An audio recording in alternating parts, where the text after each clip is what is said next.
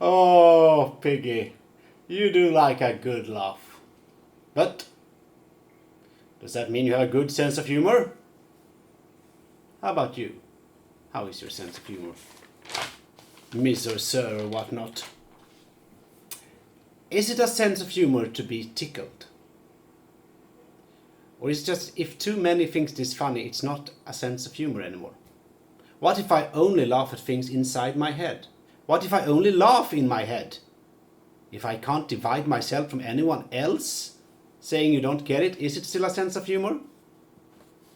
Our accounts of the sense of humor is a bit like a description of a magical place without any mythology. You don't get any details. Like El Dorado. You never hear anyone going to El Dorado learning phrases in the book from the airport in order to impress the natives, being showered in appreciation because they cared. No. Anyone ever talking about El Dorado said, I'm going to go there, I'm going to get gold. I want the gold. In the same way people talking about the sense of humor say, I have a sense of humor that is related to me. And then they move on. Very much like dreams, it is in the category unhelpful information for my studies or plans to assassinate you or for whatever purpose I would be talking to other people.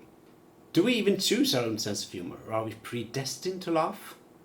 Do we know when it laughed? When describing our sense of humor, people often go for words such as crazy, insane, if you have no time for false modesty, special.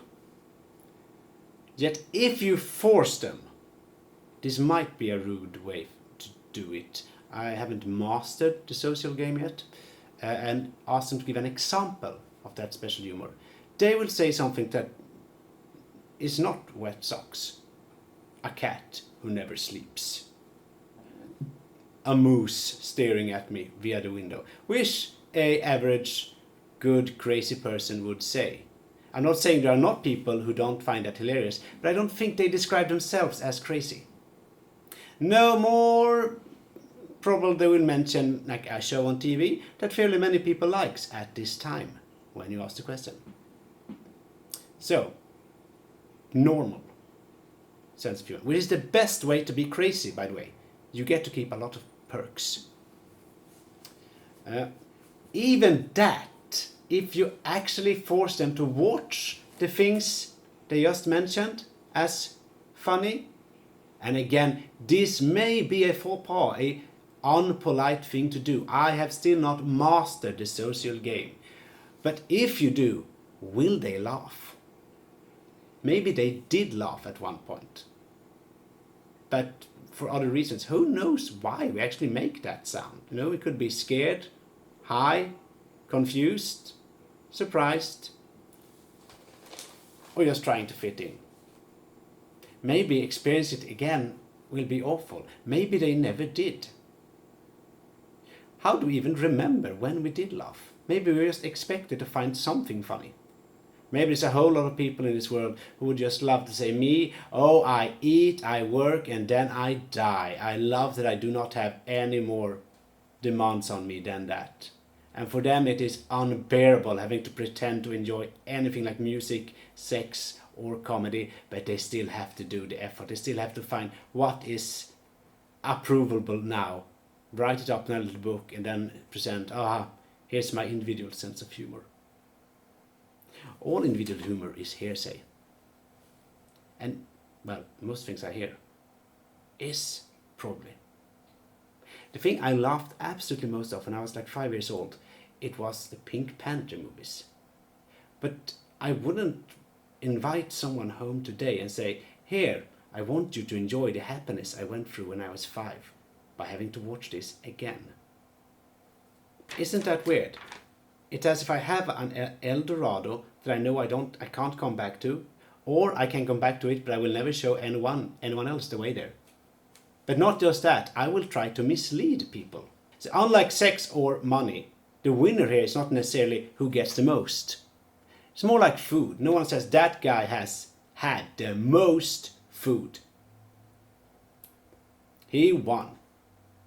No, when something is in abundance or just hard to measure, I think it's more important for us to pretend it is individual.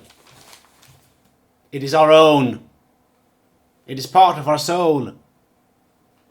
This would explain why we seldom talk about, I don't know how YouTube are on this. I do not wish to offend the YouTube masters. I'm just showing it out there.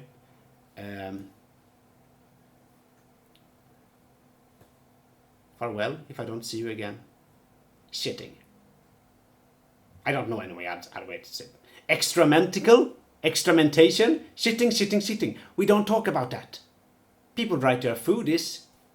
No, they never write what happens to that food. Always ask when on Tinder. Because that would be a surprise, wouldn't it? Coming home to them, oh, could I borrow the washroom?